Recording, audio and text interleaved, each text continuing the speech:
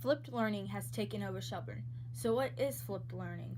A flipped lesson is where the students have control over the lessons. It's not the teacher teaching the whole time, it's us problem solving.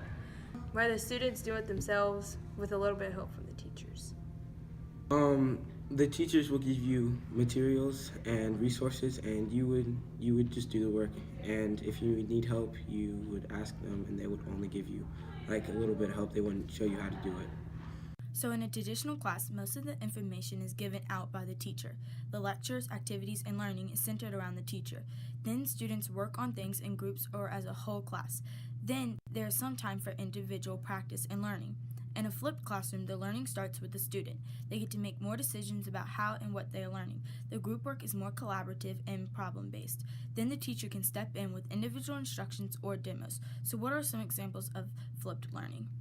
Well, in world studies right now, we are learning about Latin America, and instead of just being told all about what Latin America is, we chose a certain subject about Latin America and researched it.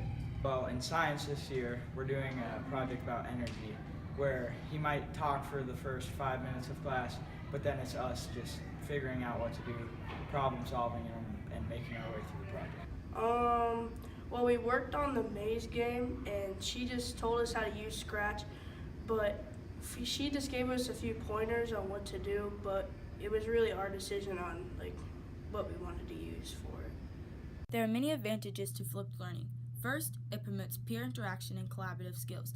In 7th grade language arts classes, students are teaching others about core literacy concepts like conflict and theme. You can't be so idle, because when you read the books on individuals, it's not, oh, but I like this particular player. It's about faults in the personality or the clash of morals or religion. It's not something as, I don't know how to say it correctly, stupid as that. Not something as idle as my favorite color shirt. Another advantage to flipped learning is that it encourages higher student engagement. In this 6th grade science class, students are learning about lab procedures and gathering scientific data by building helicopters with only written directions. Everyone is working on things, but they are motivated by activity.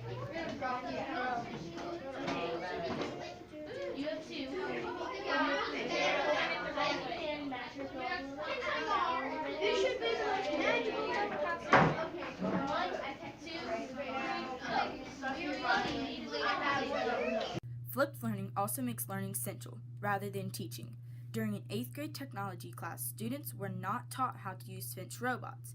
They were given directions in written form and video form and had to figure it out themselves. They were in charge of their own learning.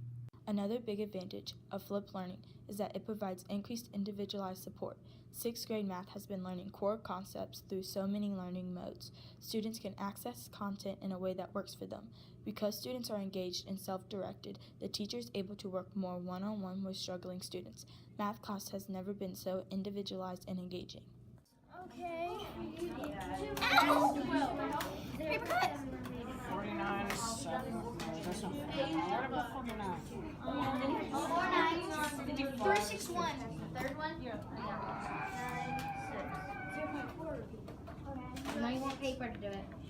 6, third. And lastly, flipped learning fosters independent learning. The student has to take responsibility for their own learning. In 7th grade science classes, they were using an online simulation to learn about the cell process. Students had to use the simulation to figure out what was happening instead of it just being told to them.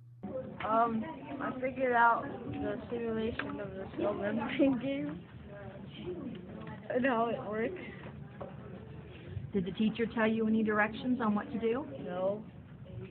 With the future changing and evolving before our eyes, it is important to prepare the next generation with 21st century work skills, and flipped learning does just that.